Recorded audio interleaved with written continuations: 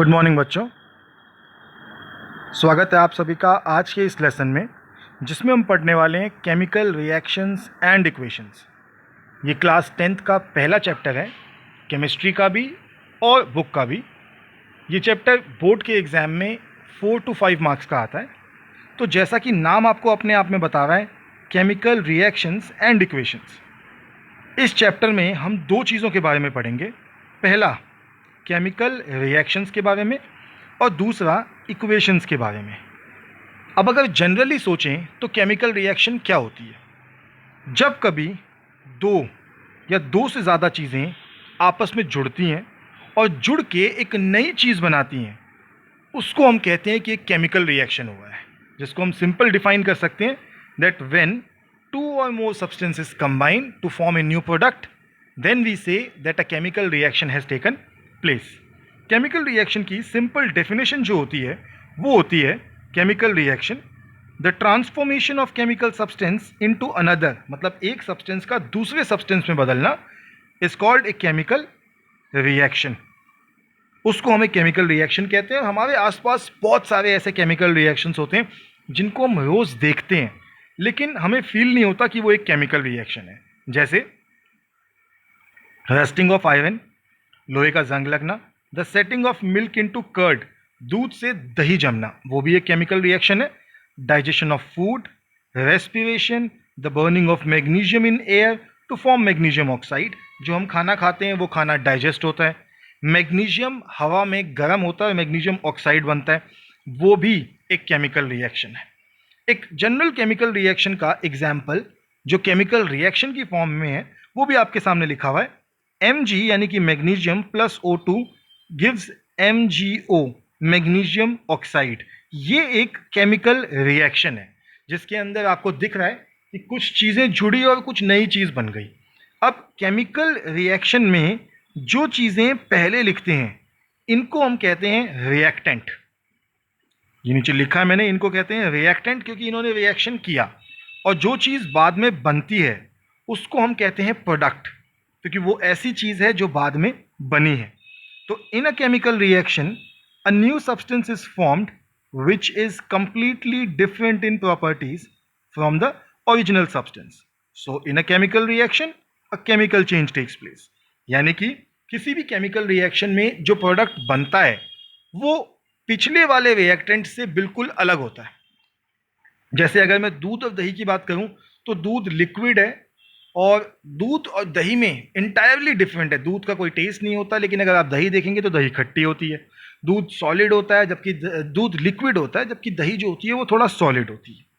तो ऐसे ही किसी भी केमिकल रिएक्शन में जो रिएक्टेंट होते हैं और जो प्रोडक्ट होता है वो एक दूसरे से बिल्कुल अलग होते हैं।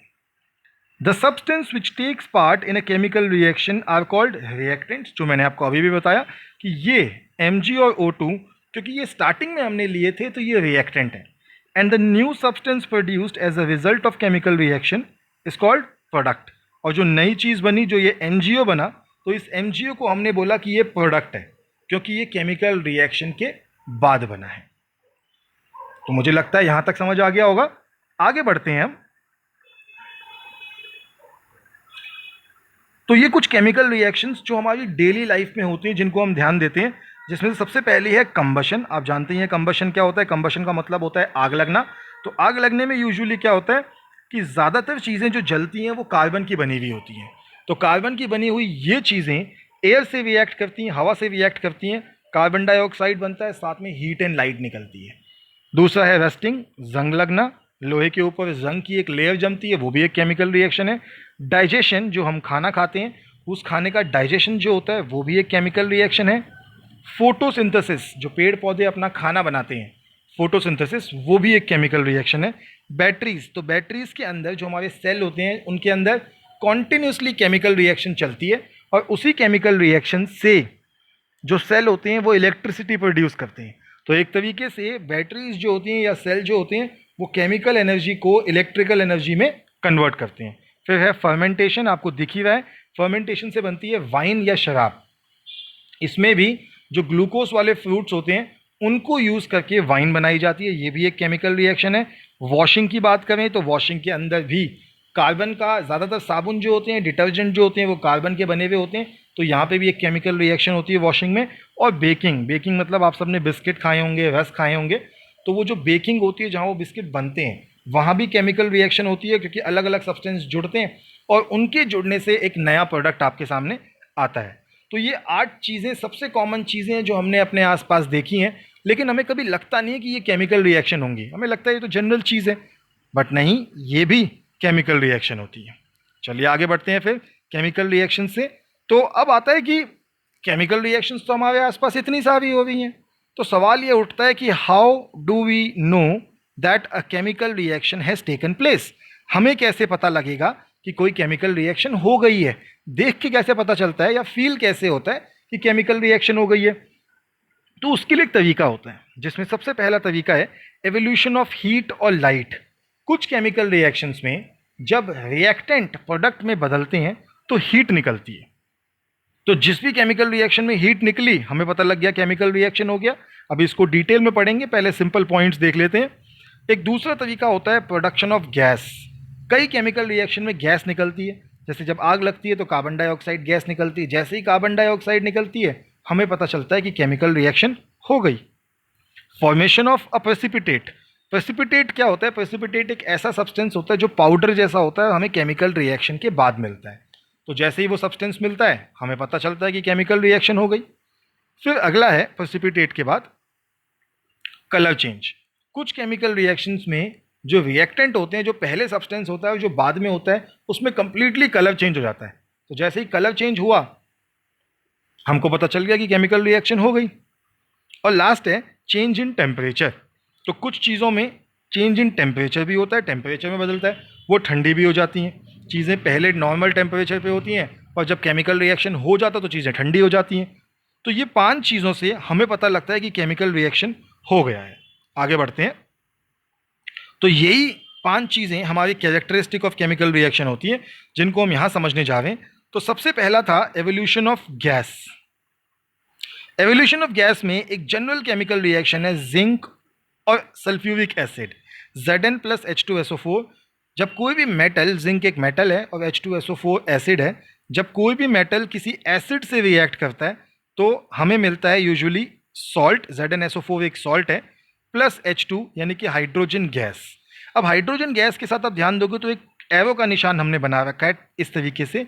इस एरो के निशान का मतलब होता है कि ये हाइड्रोजन जो गैस है, ये केमिकल रिएक्शन के बाद यहाँ से इस चीज़ से बाहर निकल जाएगा। मतलब जिस भी बर्तन में ये केमिकल रिएक्शन होगी, इस केमिकल रिएक्शन के बाद ये हाइड्रोजन गैस बाहर निकल जाएगी। ये हमारा हो गया पहला रिएक्शन, जिसे कहते हैं एवोल्यूशन ऑफ गैस। दूसरी चीज़ है चेंज इन कलर। जैसा कि मैंने आपको बताया था, कुछ केमिकल रिएक्शन में जो सब्सटेंस होता है, उस सब्सटेंस का कलर चेंज हो जाता है। और जैसे ही सब्सटेंस का कलर चेंज होता है, हमें पता लग जाता है कि केमिकल रिएक्शन हो गया है। इसका जनरल एग्जांपल है रस्टिंग ऑफ आयरन। जब लोहे पे जंग लगता है तो लोहा इससे पहले एक ग्रे कलर का होता है, लेकिन आप सभी ने देखा है कि जंग जो होता है वो रेड कलर का होता है, लाल लाल से रंग का होता है।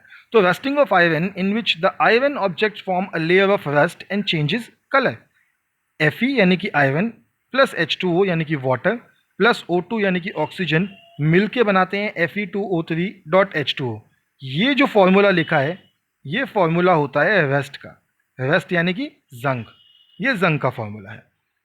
तो जैसे ही जंग का फॉर्मूला हुआ, जैसे ही जंग बना, जंग बनते ही लोहे के ऊपर की जो सरफेस है, उस सरफेस का कलर चेंज हो जाएगा और कलर चेंज होते ही मुझे पता लग जाएगा कि केमिकल रिएक्शन हो गया है। तीसरा है change in state of substance. Change in state of substance का मतलब है कि सब्सटेंस की जो स्टेट है वो चेंज हो जाती है। सॉलिड से लिक्विड या लिक्विड से गैस या गैस से सॉलिड, ऐसे कोई स्टेट चेंज होती है।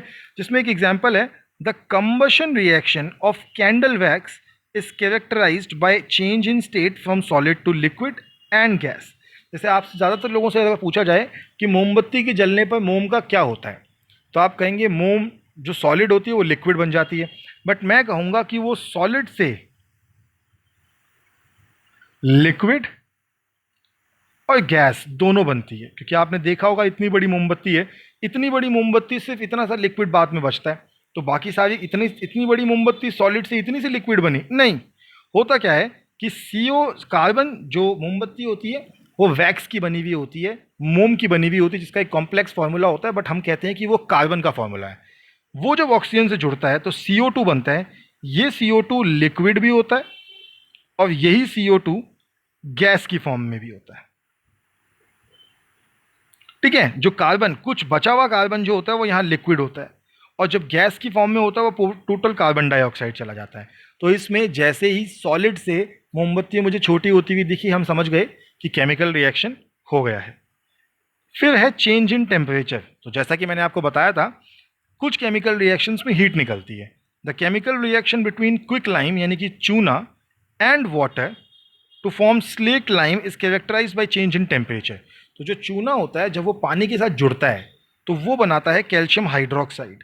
अब इस केमिकल रिएक्शन में कैल्शियम हाइड्रोक्साइड के साथ बहुत सारी हीट निकलती है। इतनी हीट निकलती है कि अगर किसी बर्तन में इस केमिकल रिएक्शन को करा जाए तो आप उस बर्तन को पकड़ नहीं सकते। ये केमिकल रिएक्शन इतना गर्म हो जाता है। तो जैसे ये केमिकल रिएक्शन होता है, चीज़ें गर्म होना शुरू होती हैं। गर्म होते ही हम समझ जाते हैं कि हमारा केमिकल रिएक्शन पूरा हो गया है। चलिए आगे बढ़ते हैं इन चार के बाद। तो आगे हमारा पांचवा है फॉर्मेशन ऑफ प्रेसिपिटेट। तो मैं आपको बता रहा था कि प्रेसिपिटेट क्या होता है। जैसे आप इस केमिकल रिएक्शन में देख सकते हैं कि ये टेस्ट ट्यूब है, इस केमिकल रिएक्शन के अंदर कुछ मिलाया गया। अभी अगर आप स्टार्टिंग में देखें तो इस केमिकल रिएक्शन में नीचे कुछ भी नहीं है, नीचे एकदम साफ है। पर जैसे ही इसके अंदर कुछ मिलाया, धीरे धीरे आपको दिखेगा कि बुलबुले बने और लास्ट में पूरी टेस्ट ट्यूब सफ़ेद सफ़ेद दिखने लग गई। इस टेस्ट ट्यूब को अगर कुछ देर के लिए छोड़ दिया जाएगा तो ये ऐसा कुछ हो जाएगा, जिसमें नीचे आपको दिख जाएगा कि सफ़ेद सफ़ेद रंग का कोई सॉलिड नीचे ऑब्टेन कर लिया आपने। कुछ सॉलिड जो है वो नीचे आपके पास है, उसको हम प्रेसिपिटेट कहते हैं। प्रेसिपिटेट क्या होता है?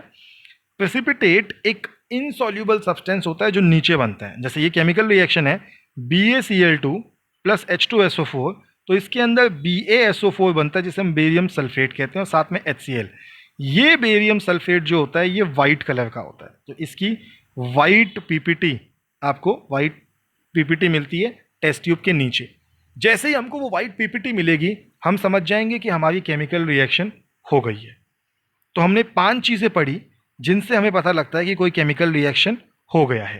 पहली थी एवोल्यूशन ऑफ गैस, फिर चेंज इन कलर, फिर change in state of substance, फिर चेंज इन टेम्परेचर, और जो आखिरी हमने पढ़ी वो थी फॉर्मेशन ऑफ प्रेसिपिटेट। तो ये 5 चीज़ें अगर हम देखें अपने आसपास और इनमें से कोई भी चीज़ होती हुई हमको दिखी तो हमें समझ जाना चाहिए कि यहाँ पे कोई केमिकल रिएक्शन हुआ है। लेकिन ये ज़रूरी नहीं है। कई बार इन पांचों के अलावा भी चीज़ें होती हैं जिनसे हमें पता लगता है कि कोई केमिकल रिएक्शन हुआ है। चलिए आगे बढ़ते हैं। तो हम 2 चीज़ें समझ रहे हैं इस चैप्टर में, एक है केमिकल रिएक्शन और एक है केमिकल इक्वेशन। सवाल उठता है कि केमिकल रिएक्शन और केमिकल इक्वेशन, इन दोनों में फ़र्क क्या है। तो समझते हैं। केमिकल रिएक्शन मैंने आपको बताया था कि जब 2 या 2 से ज़्यादा चीज़ें जुड़ती हैं और जुड़ के मुझे कोई नई चीज़ मिल जाती है तो हम कहते हैं कि वो केमिकल रिएक्शन है। अब उस केमिकल रिएक्शन को जब हम लिखेंगे तो वो क्या बन जाएगा? वो बन जाएगा केमिकल इक्वेशन, यानी कि representation of chemical reaction using symbols and formulae of substances is called chemical equation. यानी कि किसी केमिकल रिएक्शन को अगर सिंबल्स में लिख के मैं रिप्रेजेंट करूं, सिंबल्स में लिख के बनाना चाहूं, दिखाना चाहूं, तो हम कहेंगे कि वो एक केमिकल इक्वेशन है। जैसे ऊपर देखिए, in this equation A and B are called reactants. आपको बताया था कि जो इस तीर के निशान, तीर का निशान जैसे मैथ्स में इक्वल टू का निशान होता है, साइंस में हम इस एरो को निशान को बनाते हैं। तो एरो से पहले वाले रिएक्टेंट्स हैं and C and D are called products. तो सी और डी जो एरो के बाद है वो मेरे प्रोडक्ट्स हैं। The arrow shows the direction of chemical reaction, और एरो बताता है कि केमिकल रिएक्शन किस तरफ हो रहा है, यानी कि ए और बी के मिलने पर सी और डी बनेंगे। Condition, if any is written generally above the arrow. अब अगर ये केमिकल रिएक्शन किसी स्पेशल कंडीशन में होती कि मुझे ए और बी को गर्म करना पड़ेगा, या ए और बी को ठंडा करना पड़ेगा, या ए और बी के अंदर कुछ डालना पड़ेगा, तो वो इस एरो के ऊपर लिखा जाएगा। फिर है कि when hydrogen react with oxygen it gives water. अब ये तो बेटा एक जनरल रिएक्शन था जिसके अंदर कोई ओरिजिनल सब्सटेंस नहीं था, सिर्फ समझाने के लिए था। एक ओरिजिनल रिएक्शन भी देख लेते हैं। Hydrogen react with water to give, hydrogen react with oxygen to give water, hydrogen और ऑक्सीजन जुड़े और मिलके बना water. This reaction can be represented by the following chemical equation. और इसे कैसे रिप्रेजेंट कर सकते हैं? H2 plus O2 gives H2O. इसके अंदर H2 और O2 क्या है? रिएक्टेंट्स, और H2O क्या है? Product. In the first equation words are used and in the second symbols of substances are used to write the chemical equation. अब अगर आप पहली वाली रिएक्शन देखेंगे तो मैंने पूरे पूरे वर्ड लिखे, हाइड्रोजन प्लस ऑक्सीजन हमको वाटर देता है. लेकिन अगर आप दूसरी वाली इक्वेशन देखेंगे तो हमने सिंबल्स लिखे हैं. तो ये जो सिंबल्स वाली इक्वेशन होती है इसी को हम केमिकल इक्वेशन कहते हैं, जिसके अंदर हम सिंबल्स को यूज करते हैं और किसी केमिकल रिएक्शन को रिप्रेजेंट करते हैं, उसे केमिकल इक्वेशन कहा जाता है. और ये केमिकल इक्वेशन आप 8th क्लास से पढ़ रहे हैं. बहुत सारी केमिकल इक्वेशन आपने 8th में पढ़ी थी, 9th में पढ़ी थी और 10th में तो काफ़ी सारी हैं. तो इन केमिकल इक्वेशंस को हम धीरे धीरे लर्न भी करते रहेंगे. तो चलिए, हमने अभी अभी समझा था कि केमिकल रिएक्शन और केमिकल इक्वेशन में क्या डिफरेंस है. अब आगे बढ़ेंगे और देखेंगे कि जो केमिकल इक्वेशन होती है, जो केमिकल रिएक्शन होती है, वो बैलेंस या अनबैलेंस होती है. इसका क्या मतलब है? तो देखिए, पहले बैलेंस केमिकल इक्वेशन समझते हैं. A balance chemical equation has the number of atoms on each element equal on both sides. कहने का मतलब ये है कि अगर मैं ऐसी केमिकल रिएक्शन लिखूं तो इस एरो के साइन के राइट साइड और इस एरो के साइन के लेफ्ट साइड सभी चीजें इक्वल होनी चाहिए. उस इक्वल टू के निशान को अगर हमने लगाया तो दोनों को इक्वल कर लेते हैं. जैसे इन this equation number of zinc यानी कि Zn, हाइड्रोजन यानी कि H एंड सल्फेट यानी कि SO4 are equal on both side, so it is called a balanced chemical equation. इसको बैलेंस इसलिए कहा गया क्योंकि दोनों साइड सभी चीजें इक्वल हैं. एक बार क्विकली देख लेते हैं. तो हमने देखा इस तरफ जिंक 1 है और इस तरफ दूसरी साइड भी जिंक 1 ही है. तो ये बैलेंस्ड है, जिंक दोनों तरफ इक्वल है. दूसरी चीज है H, दोनों साइड H देख लेते हैं. तो अगर ध्यान से देखें तो इस तरफ H2 लिखा है, H के नीचे 2 लिखा है.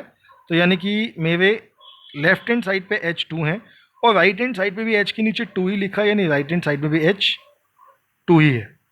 लेफ्ट में SO4 यानी कि S1 है और O लिखा है 4, तो O मेरे 4 है.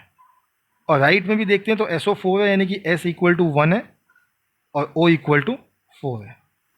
सारे सब्सटेंसेस मुझे दिख रहे हैं कि जो लेफ्ट हैंड साइड पे और जो राइट हैंड साइड पे वो इक्वल है. तो ऐसी केमिकल रिएक्शन को हम कहते हैं बैलेंस्ड केमिकल रिएक्शन. अब दूसरी साइड देखते हैं तो हमारा है unbalanced chemical reaction. Unbalanced chemical reaction क्या होती है? इसमें है कि if the number of atoms of each element in reactant is not equal to the number of atoms of each element present in the product, then the chemical equation is called unbalanced chemical equation. यानी कि reactant की side और product की side अगर चीज़ें equal नहीं हैं तो वो अनबैलेंस्ड कहलाएंगी. चेक कर लेते हैं हम अनबैलेंस्ड कैसे है. यहाँ पर हमारे पास एक Fe है, दोनों साइड चेक करते हैं. दूसरी साइड भी Fe होगा. इस साइड H है तो हमारे पास उस साइड भी H होगा और H के साथ इस साइड O है तो हमारा राइट हैंड साइड पे भी O होगा. पहले Fe देखते हैं. इस तरफ मेरा Fe1 है जबकि वहाँ पे Fe के नीचे 3 लिखा है. तो Fe यहाँ 1, Fe वहाँ 3. H के नीचे यहाँ 2 लिखा है, H के नीचे वहाँ भी 2 लिखा है तो H2 H2. O के नीचे इस तरफ तो O के नीचे बेटा 1 लिखा है, सिर्फ O है. उस तरफ O के नीचे 4 लिखा है तो O, यहाँ पे O है 1 और वहाँ पे O है 4. अब अगर ध्यान से देखें तो ना तो Fe इक्वल है और ना O इक्वल है. ऐसी केमिकल रिएक्शन जिसमें लेफ्ट हैंड साइड और राइट हैंड साइड पे चीज़ें इक्वल नहीं होती उनको हम कहते हैं अनबैलेंस्ड केमिकल रिएक्शन. तो यानी कि हमें केमिकल रिएक्शन बैलेंस भी करनी पड़ती हैं. अब एक सवाल ये भी उठता है कि ये केमिकल रिएक्शंस को बैलेंस क्यों करते हैं, यानी कि why do we balance the chemical reaction. ऐसा क्या है कि हमें इन केमिकल रिएक्शंस को बैलेंस करना पड़ता है. तो बेटा 9th क्लास में आपने एक लॉ पढ़ा था जिसका नाम था law of conservation of mass. यानी किसी भी चीज़ का जो मास है वो कंजर्व्ड रहता है, कांस्टेंट रहता है. वो लॉ कहता था कि मास can neither be created not destroyed in a chemical reaction. किसी भी केमिकल रिएक्शन में मास ना तो बन सकता है और ना ही खत्म हो सकता है। To obey this law the total mass of elements present in reactants must be equal to the total mass of elements present in products. और ऐसा करते समय जो रिएक्टेंट्स का मास होता है और जो प्रोडक्ट का मास होता है वो दोनों तरफ आपको इक्वल रखना पड़ता है। ये बेटा एक तरीके से लॉ ऑफ नेचर है, प्रकृति का नियम है कि किसी भी चीज़ में किसी भी काम को करने में जो मास होता है वो पहले और बाद में इक्वल रहेगा। उसको हम कहते हैं law of conservation of mass. और इस मास को ही फॉलो करने के लिए किसी केमिकल रिएक्शन को बैलेंस किया जाता है। यानी कि अगर मैं लिखूं H2 प्लस O2 और लिखूं H2O, तो जितना मैं H2 और O2 लूँगा उसी के हिसाब से मेरा H2O बनेगा। और ये किसने समझाया? ये समझाया law of conservation of mass ने। हम इस मास को आज law of conservation of mass के लॉ ने, और इस लॉ को हम आज भी फॉलो करते हैं ये समझने के लिए कि केमिकल रिएक्शन कैसे होती हैं। चलिए आगे बढ़ते हैं फिर इसके साथ। फिर आया कि किस केमिकल रिएक्शंस को, अब हमने केमिकल रिएक्शन से हमने सीखा कि केमिकल इक्वेशंस कैसे बनती हैं। अब एक टॉपिक हम ये समझेंगे कि इन केमिकल इक्वेशंस को हम और ज़्यादा इन्फॉर्मेटिव कैसे बना सकते हैं, कैसे इन केमिकल इक्वेशंस को और इन्फॉर्मेशन दे सके। मतलब एक ही छोटी सी केमिकल इक्वेशन लिखूं और उस केमिकल इक्वेशन में सब कुछ इंक्लूड हो जाए, ऐसा कैसे कर सकते हैं। तो वो करने का क्या तरीका होता है, उसके लिए सबसे पहली चीज़ है writing the symbol of physical state of substance in the chemical equation. इसका क्या मतलब है? इसका मतलब है कि जो आपकी फिजिकल स्टेट है, फिजिकल स्टेट का मतलब होता है सॉलिड, लिक्विड या फिर गैस। तो जो फिजिकल स्टेट है वो आपको मेंशन करनी पड़ेगी कि आपकी फिजिकल स्टेट क्या है। क्या आपके सब्सटेंसेस सॉलिड स्टेट में है, क्या आपके सब्सटेंसेस लिक्विड स्टेट में है, या आपके सब्सटेंसेस गैस स्टेट में है। जिस भी स्टेट में आपके सब्सटेंस हैं आपको वो स्टेट लिखनी पड़ेगी। इससे आपकी केमिकल रिएक्शन और अच्छे तरीके से और इन्फॉर्मेटिव हो जाती है। ठीक है। और कैसे इसको हम रिप्रेजेंट करते हैं? अगर चीज़ें गैस में हैं तो लिखेंगे G, अगर लिक्विड में है तो लिखेंगे L, अगर सॉलिड में है तो लिखेंगे S, अगर एक्वस यानी कि आयन स्टेट में तो लिख देंगे AQ। जैसे कि अगर आपको ध्यान है तो हमने पीछे कुछ केमिकल रिएक्शंस लिखी थी, उसमें हमने उनकी स्टेट भी लिखी थी। जैसे ये वाली केमिकल रिएक्शन है तो हमने लिखा कि BaCl2 एक्वस स्टेट में है, H2SO4 भी एक्वस में है, BaSO4 लेकिन सॉलिड स्टेट में बनेगा और HCl एक्वस में है। तो इन स्टेट को लिखने से हमारा जो केमिकल इक्वेशन था वो और इन्फॉर्मेटिव हो जाता है, वो और अच्छे से हमको इन्फॉर्मेशन देता है। इसके अलावा writing the conditions in which the reaction takes place. The condition is generally written above और below the arrow of chemical equation.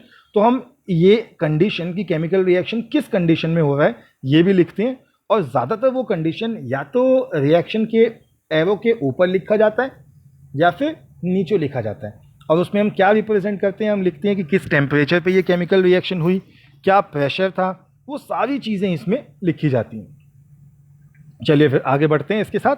और अब हम समझते हैं कि केमिकल रिएक्शन कितने टाइप की होती हैं। तो वैसे तो केमिकल रिएक्शन एनसीईआरटी में अलग अलग तरीके से उनको क्लासीफाई कर रखा है, अलग अलग तरीके से डिवाइड कर रखा है, लेकिन हम यहाँ बिल्कुल स्ट्रेट फॉरवर्ड तरीके से पढ़ेंगे क्योंकि हम चैप्टर को ईजी करके पढ़ रहे हैं। तो केमिकल रिएक्शन को हम 9 टाइप्स में बांटते हैं, जिसमें से सबसे पहला है कॉम्बिनेशन रिएक्शन। अभी एक एक करके इन सब के बारे में डिटेल पढ़ेंगे, पर पहले इनका नाम पढ़ लेते हैं।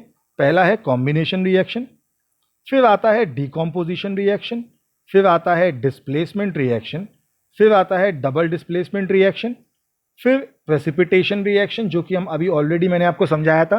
इसके बाद एक टाइप आती है जिसे हम कहते हैं न्यूट्रलाइजेशन रिएक्शन। फिर एक टाइप है एक्सोथर्मिक एंडोथर्मिक रिएक्शन। ये 2 टाइप की रिएक्शंस होती हैं, एक एक्सोथर्मिक एक एंडोथर्मिक, लेकिन एक साथ पढ़ेंगे क्योंकि एक में हीट निकलती है और एक में हीट एब्जॉर्ब होती है। फिर है ऑक्सीडेशन रिडक्शन रिएक्शंस, ये भी 2 टाइप हैं। अगेन इनको हम एक ही साथ पढ़ेंगे क्योंकि दोनों एक ही की 2 टाइप्स हैं। और लास्ट होता है रेडॉक्स रिएक्शंस। तो 9 टाइप की केमिकल रिएक्शंस पढ़नी है।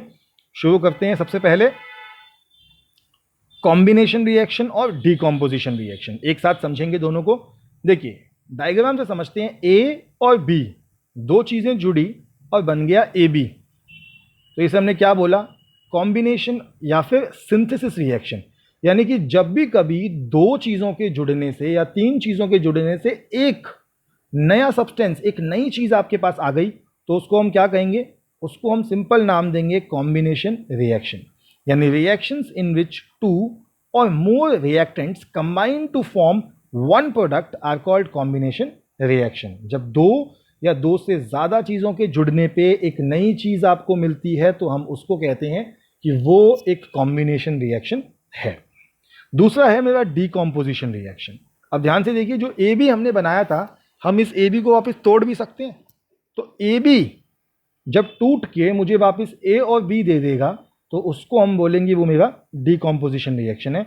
यानी reactions in which one compound decomposes into और मोर कंपाउंड्स और elements are called decomposition reaction, जिसमें एक चीज टूटी और जिस चीज की वो बनी हुई थी टूट के वापस मुझे वही सारी चीजें मिल गई, उसे हम कहते हैं डीकॉम्पोजिशन रिएक्शन।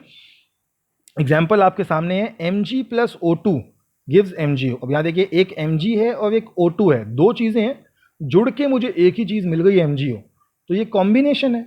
लेकिन अगर यहां देखूं तो CaCO3, इसके टूटने पे मुझे मिला CaO प्लस CO2। एक चीज टूटी और मुझे दो चीजें मिल गई, तो इसे हम बोलेंगे डीकॉम्पोजिशन रिएक्शन। इनको एक साथ इसलिए पढ़ते हैं क्योंकि ये दोनों चीजें एक दूसरे का उल्टा है। केमिकल कॉम्बिनेशन रिएक्शन और डीकॉम्पोजिशन रिएक्शन एक दूसरे का बिल्कुल ऑपोजिट होता है। कॉम्बिनेशन में चीजें जुड़ती हैं और डीकॉम्पोजिशन में चीजें टूटती हैं। तो हमने क्या समझा? हमने समझा कॉम्बिनेशन रिएक्शन जिसमें चीजों के जुड़ने पे नई चीज बनती है, और डीकॉम्पोजिशन रिएक्शन जिसमें चीजों के टूटने पर हमें वापस पुरानी चीजें मिल जाती हैं। तो ये हमारा टाइप 1 और टाइप 2 हो गया। आगे देखते हैं टाइप 3 और टाइप 4। टाइप 3 जिसे हम कहते हैं डिस्प्लेसमेंट रिएक्शन, उसको नॉर्मल भाषा में सिंगल डिस्प्लेसमेंट रिएक्शन भी कहा जा सकता है। क्या होता है ये डिस्प्लेसमेंट रिएक्शन? जब सब्सटेंस ए किसी दूसरे सब्सटेंस BC पे अटैक करता है। अब इस BC में से B जो था वो वीक था, मतलब वो A से वीक था और A बहुत स्ट्रांग था। तो A ने क्या किया? B को अटैक किया, और B को अटैक करने के बाद B को उसकी जगह से हटा दिया और बन गया AC। जो B बेचारा हटा वो अलग रह गया। इनको हम कहते हैं डिसप्लेसमेंट। नाम अपने आप में कहता है डिसप्लेसमेंट, यानी कि प्लेस का खत्म हो जाना। तो chemical reactions in which a more reactive element displaces a less reactive element from a compound is known as displacement reaction। ठीक है, तो डिस्प्लेसमेंट रिएक्शन में जो ज्यादा ताकतवर सब्सटेंस होता है वो कम ताकतवर सब्सटेंस को उसके जगह से हटा देता है। अब हमें कैसे पता लगेगा कि कौन सा सब्सटेंस ज्यादा ताकतवर है और कौन सा सब्सटेंस कम ताकतवर है? तो एक लिस्ट होती है कम ताकतवर की और ज्यादा ताकतवर की, जो कि कुछ इस तरीके से है K Na Ca Mg Al Zn Fe Pb H Cu Ag और Au। ये डिक्रीजिंग ऑर्डर में है, मतलब सी जो K है वो इस दुनिया के सबसे रिएक्टिव एलिमेंट्स में से एक है, पोटेशियम। फिर sodium, calcium, magnesium, aluminium, zinc, Fe मतलब आयरन, Pb मतलब लेड, H यानी कि हाइड्रोजन, फिर Cu मतलब कॉपर, Ag मतलब सिल्वर और Au मतलब गोल्ड। गोल्ड इसीलिए इतना महंगा होता है क्योंकि गोल्ड जो होता है वो बिल्कुल अनरिएक्टिव है, वो किसी से रिएक्ट नहीं करता। अब अगर हम यहां ध्यान से देखें तो Zn काफी ऊपर है और H इस सीरीज में काफी नीचे है, यानी H ज्यादा पावरफुल है। तो H क्या करता है, Zn क्या करता है, H को अटैक करता है। H जो है वो वीक है, Zn जो है वो पावरफुल है। तो Zn H को उसकी जगह से हटा के बन जाता है ZnCl2 प्लस हाइड्रोजन बाहर निकल गया। बिल्कुल ऐसे ही Zn Cu से भी ज्यादा पावरफुल था क्योंकि Cu नीचे है, Zn ऊपर है। तो Zn ने जब Cu को अटैक किया तो ZnSO4 बन गया और यहाँ पे भी Cu अलग निकल गया। ऐसी केमिकल रिएक्शंस को हम कहते हैं डिस्प्लेसमेंट रिएक्शन। और फिर है हमारा double displacement reaction. Double displacement में क्या होता है कि reactions in which ions are exchanged between two reactants by forming new compounds are called double displacement reactions. जैसे BaCl2 है और Na2SO4 है, तो Ba ने Na को अटैक किया, या मैं कह सकता हूँ कि Na ने Ba को अटैक किया और एक्सचेंज हो गया। Na आ गया Cl के साथ, देखिए NaCl, और Ba चला गया SO4 के साथ, तो बन गया BaSO4। मतलब एक तरीके से एक्सचेंज हुआ, Ab था और Cd था, तो A चला गया C की जगह और बन गया Ad, और C चला गया A की जगह और बन गया Cb। इसे कहते हैं डबल डिस्प्लेसमेंट रिएक्शन। आपकी इंफॉर्मेशन के लिए मैं बता दूं, बहुत सारी double displacement reaction precipitate reaction भी होती हैं, जो कि हमारा अगला टाइप भी है, प्रेसिपिटेट रिएक्शन। तो चलिए, हमने डिस्प्लेसमेंट और डबल डिस्प्लेसमेंट पढ़ा। डिस्प्लेसमेंट जिसमें एक सब्सटेंस दूसरे सब्सटेंस को उसकी जगह से हटाकर और खुद उसकी जगह ले लेता है, और डबल डिस्प्लेसमेंट जिसमें दो चीजें आपस में आयंस को एक्सचेंज करती हैं, तो वो हमने पढ़ा डिस्प्लेसमेंट और डबल डिस्प्लेसमेंट में। आगे देखते हैं डिस्प्लेसमेंट और डबल डिस्प्लेसमेंट के बाद। तो अगला जो केमिकल रिएक्शन है वो है प्रेसिपिटेट रिएक्शन। अब क्या होता है प्रेसिपिटेट रिएक्शन? प्रेसिपिटेट रिएक्शन होती हैं ऐसी केमिकल रिएक्शंस जिसमें नीचे प्रेसिपिटेट बनता है।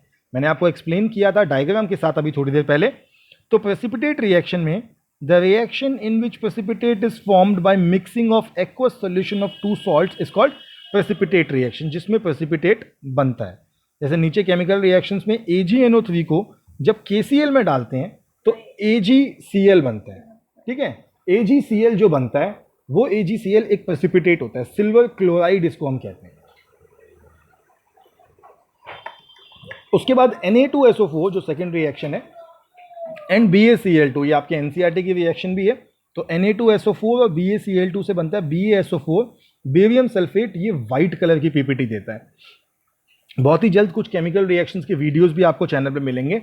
ये सारी एक्टिविटीज उसके अंदर होंगी, और जब मैं डालूंगा तो उसका लिंक इस वीडियो के डिस्क्रिप्शन में जरूर डालूंगा, तो आप तब इसको चेक कर सकते हैं। अभी हम नेक्स्ट टाइप की केमिकल रिएक्शन पढ़ते हैं, न्यूट्रलाइजेशन रिएक्शन। न्यूट्रलाइजेशन जो शब्द है उसका मतलब होता है न्यूट्रल। न्यूट्रल मतलब जो ना तो किसी की टीम में हो, जो ना राइट साइड जाए ना लेफ्ट साइड जाए, बिल्कुल न्यूट्रल हो, बिल्कुल जिसे हम कहते हैं कि कहीं किसी का ना हो। न्यूट्रलाइजेशन रिएक्शन ऐसी रिएक्शन है जो एसिड और बेस के मिलने पे बनती है। समझ में? The reaction in which an acid react with a base, मतलब एसिड और बेस जो खतरनाक सब्सटेंस थे दोनों जुड़े और बन गया salt, and water by exchange of ions is called neutralisation reaction. अपने आयंस एक्सचेंज करे और न्यूट्रलाइजेशन रिएक्शन हो गया। जैसे कि एग्जाम्पल है HCl जो कि एक एसिड है प्लस NaOH एक बेस है। अब आपको ज़्यादातर एसिड कैसे पता लगेंगे? जिन चीज़ों के आगे स्टार्टिंग में H लिखा होता है वो एसिड होते हैं, जैसे HCl या H2SO4 या HNO3, ये सारे स्ट्रॉन्ग एसिड होते हैं। और जिनके लास्ट में OH लिखा होता है, जैसे CaOH होल 2 या फिर KOH, जिनके लास्ट में OH लिखा होता है, ये सारे बेस होते हैं। तो NaOH और HCl जुड़े और मुझे मिल गया NaCl जो कि होता है नमक जो हम रोज़ खाते हैं, प्लस H2O। अब कुछ सॉल्ट जो बनते हैं वो ऐसे होते हैं जिनको हम खा सकते हैं, लेकिन सारे सॉल्ट खाए नहीं जा सकते। आगे देखते हैं, अगला टाइप है एक्सोथर्मिक एंडोथर्मिक रिएक्शन। ये क्या होता है? Reactions which produce energy is called exothermic reaction. तो ज़्यादातर ऐसी रिएक्शन जिसमें हीट निकलती है या एनर्जी निकलती है उनको हम कहते हैं एक्सोथर्मिक रिएक्शन। जैसे कि इन्होंने एग्जाम्पल भी दे रखा है, respiration is a decomposition reaction in which energy is released. जो हमारी बॉडी में रेस्पिरेशन होती है, तो रेस्पिरेशन में हमारी बॉडी एनर्जी बनाती है सारे कामों को करने के लिए, तो वो एक एक्सोथर्मिक रिएक्शन है। और अ chemical reaction in which heat energy is absorbed is called endothermic reaction. तो ऐसी रिएक्शन जिसमें हीट एब्जॉर्ब होती है, हीट देनी पड़ती है, उसको हम कहते हैं वो एंडोथर्मिक है, ठीक है। जिसमें हीट निकलेगी, देखो एग्जिट वर्ड EX, एग्जिट का मतलब होता है निकलना, तो जिसमें निकलेगी वो एक्सोथर्मिक, और जिसमें देनी पड़ेगी वो एंडोथर्मिक। एग्जाम्पल लिखा है, एक्सोथर्मिक का रेस्पिरेशन होता है और एंडोथर्मिक का होता है decomposition of calcium carbonate. Calcium carbonate होता है CaCO3। इस CaCO3 को अगर आप हीट कर दें, ये ट्राइंगल का निशान होता है हीट करने का, तो हमें मिलता है CaO प्लस CO2, जो कि एक डिकम्पोजिशन रिएक्शन होता है। उम्मीद करता हूँ ये आपको समझ आ गया होगा। आगे बढ़ते हैं अगले टॉपिक पे, जो कि हमारी 8th टाइप की केमिकल रिएक्शन है, वो है ऑक्सीडेशन एंड रिडक्शन रिएक्शन। तो ऑक्सीडेशन रिएक्शन क्या होती है बच्चों? ऑक्सीडेशन का मतलब होता है एडिशन ऑफ ऑक्सीजन और रिमूवल ऑफ हाइड्रोजन, यानी कि या तो ऑक्सीजन जुड़ जाए या फिर उसमें से हाइड्रोजन निकल जाए, तो हम कहते हैं कि चीज का ऑक्सीडेशन हो गया। Addition of oxygen or removal of hydrogen from a compound is known as oxidation. Elements or compounds in which oxygen is added or hydrogen or metallic element is removed is called to be oxidized, यानी जिससे oxygen जुड़ा उसका oxidation हो गया। जैसे यहाँ पे Na है, तो Na जो है उससे ऑक्सीजन जुड़ा तो Na का ऑक्सीडेशन हो गया, Na इज ऑक्सीडाइज्ड और क्या बना? Na2O।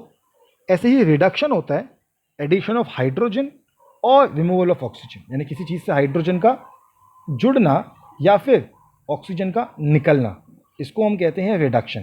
ठीक है, तो जिस चीज़ से अगर हाइड्रोजन जुड़ जाए उसको हम रिडक्शन कहेंगे। जैसे यहाँ पे एग्जाम्पल जो लिख रखा है ये ऑक्सीडेशन का ही एग्जाम्पल है, रिडक्शन का एग्जाम्पल होगा जिसमें हाइड्रोजन निकले। ये जो एग्जाम्पल है ये भी ऑक्सीडेशन का है,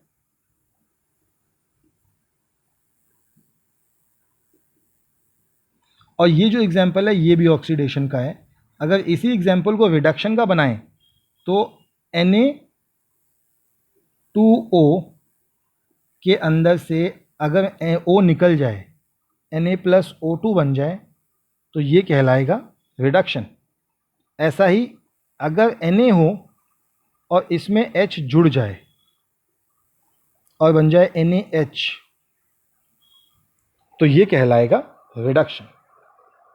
अब ऑक्सीडेशन और रिडक्शन से ही एक चीज़ जुड़ी हुई होती है जिसे हम कहते हैं ऑक्सीडाइजिंग एजेंट और रिड्यूसिंग एजेंट। समझ लेते हैं ऑक्सीडाइजिंग एजेंट और रिड्यूसिंग एजेंट का मतलब क्या होता है। इसमें होता है कि the substance which gives oxygen for oxidation, यानी कि जिस चीज़ ने ऑक्सीडेशन के लिए ऑक्सीजन दिया उसे कहते हैं ऑक्सीडाइजिंग एजेंट। और the substance which removes hydrogen is called oxidising agent. तो दो चीज़ें हैं ऑक्सीडाइजिंग एजेंट, किसको कहते हैं? विच गिव्स ऑक्सीजन और विच रिमूव्स हाइड्रोजन। या तो वो ऑक्सीजन देगी या वो हाइड्रोजन को ले लेगी, उसे कहेंगे ऑक्सीडाइजिंग एजेंट। और रिड्यूसिंग एजेंट क्या होता है? The substance which gives hydrogen और रिमूव्स ऑक्सीजन, यानी कि अगर सब्सटेंस हाइड्रोजन दे या ऑक्सीजन को ले ले तो वो रिड्यूसिंग एजेंट है। अब अगर हम ध्यान से देखें तो ये दोनों चीज़ें एक दूसरे का बिल्कुल ऑपोजिट होती हैं। ऑपोजिट किस तरीके से? अगर आप देखिए तो जहां पे ऑक्सीडाइजिंग एजेंट था गिव्स ऑक्सीजन, तो रिड्यूसिंग एजेंट क्या था? Gives hydrogen. ऑक्सीडाइजिंग एजेंट में रिमूव्स हाइड्रोजन, तो रिड्यूसिंग में रिमूव्स ऑक्सीजन। एक दूसरे का बिल्कुल ऑपोजिट। अब अगर कोई केमिकल रिएक्शन ऐसी हो जिसमें ऑक्सीडेशन और रिडक्शन दोनों एक साथ हो जाए तो उसे कहेंगे रिडॉक्स रिएक्शन, यानी कि the reaction in which oxidation and reduction both takes place simultaneously is called a redox reaction. दोनों एक साथ होती हैं तो उसको हम रिडॉक्स रिएक्शन कहते हैं। अब देखते हैं तो कैसे एक साथ होगा। CuO से बना Cu, अगर आप देखेंगे तो ऑक्सीजन निकल गया, एंड रिमूवल ऑफ ऑक्सीजन, समझ में? ऑक्सीजन जहां पे निकलता है उसमें क्या कहते हैं? रिमूवल ऑफ ऑक्सीजन का मतलब होता है रिडक्शन, यानी कि इसमें रिडक्शन हो गया। और दूसरी साइड अगर मैं देखूं तो जो मेरा हाइड्रोजन था वो H2 से H2O बन गया, इसमें ऑक्सीजन जुड़ गया। तो जिस चीज़ में एडिशन ऑफ ऑक्सीजन क्या होता है? ऑक्सीडेशन, यानी कि इसमें रिडक्शन भी हो गया, इसमें ऑक्सीडेशन भी हो गया। तो ऐसी reaction in which oxidation and reduction both takes place simultaneously is called redox reaction. अब याद रखिए जिसका हुआ ऑक्सीडेशन वो क्या हो जाएगा? वो हो जाएगा रिड्यूसिंग एजेंट। तो इसमें रिड्यूसिंग एजेंट कौन सा है? CuO, क्योंकि इसका ऑक्सीडेशन हुआ। CuO नहीं, H2, क्योंकि H2 का ऑक्सीडेशन हुआ है इसलिए H2 मेरा रिड्यूसिंग एजेंट है। और जिस चीज़ का होता है रिडक्शन वो क्या कहलाता है? वो कहलाता है ऑक्सीडाइजिंग एजेंट। तो इसमें ऑक्सीडाइजिंग एजेंट कौन सा है? इसमें ऑक्सीडाइजिंग एजेंट है CuO। दोबारा बता रहा हूँ, जिसका ऑक्सीडेशन होगा वो कहलाएगा रिड्यूसिंग एजेंट, जिसका रिडक्शन होगा वो कहलाएगा ऑक्सीडाइजिंग एजेंट। चलिए आगे बढ़ते हैं फिर। मुझे लगता है ऑक्सीडेशन और रिडक्शन रिएक्शंस आपको समझ आ गई होंगी और इनसे मिलीजुली रिडॉक्स रिएक्शन भी समझ आ गई होंगी। रिडॉक्स रिएक्शंस के साथ अगर आगे बढ़े तो अगला जो हमारा टॉपिक आता है वो ये आता है कि ये जो ऑक्सीडेशन रिएक्शन है, ये जो रिडॉक्स रिएक्शन है, हमारी रोज़मर्रा की ज़िंदगी में, रेगुलर लाइफ में इनका यूज़ कहाँ होता है? तो दो जगहों पर हमें रिडॉक्स रिएक्शंस देखने को मिलती हैं। एक होता है करोजन और एक होता है रेंसिडिटी। पहले करोजन समझते हैं। करोजन होता है the process of slow conversion of metal into their undesirable compounds due to their reaction with oxygen, water, acid, gases etcetera present in the atmosphere is called corrosion. कहने का मतलब है कि जो मेटल की सबसे ऊपर की लेयर होती है, उस लेयर का खराब हो जाना, उस लेयर का ख़त्म हो जाना कहलाता है करोजन। एग्जाम्पल, लोहे का जंग लगना यानी कि रस्टिंग ऑफ आयरन। कैसे हम इसको प्रिवेंट कर सकते हैं? लोहे को, अब आपको पता ही है, हमारे घर में बहुत सारी चीज़ें होती हैं जो लोहे की बनी होती हैं, उनको जंग लगने से हम कैसे बचाते हैं? तो पहला तरीका है बाय पेंटिंग, पेंट करके। जो किचन में कई चीज़ें होती हैं उनको पेंट कर दिया जाता है। हमारे कूलर होते हैं घरों के अंदर, उनको पेंट कर दिया जाता है। स्टील के गेट होते हैं, लोहे के गेट होते हैं, उनको पेंट कर देते हैं। बाय गैल्वेनाइजिंग एंड ऑयलिंग, कई जगहें ऐसी होती जिनको हम पेंट नहीं कर सकते तो उन पर ऑयलिंग करके रखी जाती है। जैसे जो बहुत से हथियार होते हैं उन पे ऑयलिंग, उन पे ऑयल लगाया जाता है ताकि उन पे जंग ना लगे। और ग्रीस लगाई जाती है। जो शटर होता है दुकान, जहाँ दुकान खोलते हैं और बंद करते हैं, शटर पे ग्रीस लगती है, मशीन के हिस्सों में ग्रीस लगती है। फिर आता है गैल्वेनाइजेशन, यानी एक धातु पर किसी दूसरी धातु की परत चढ़ा देना।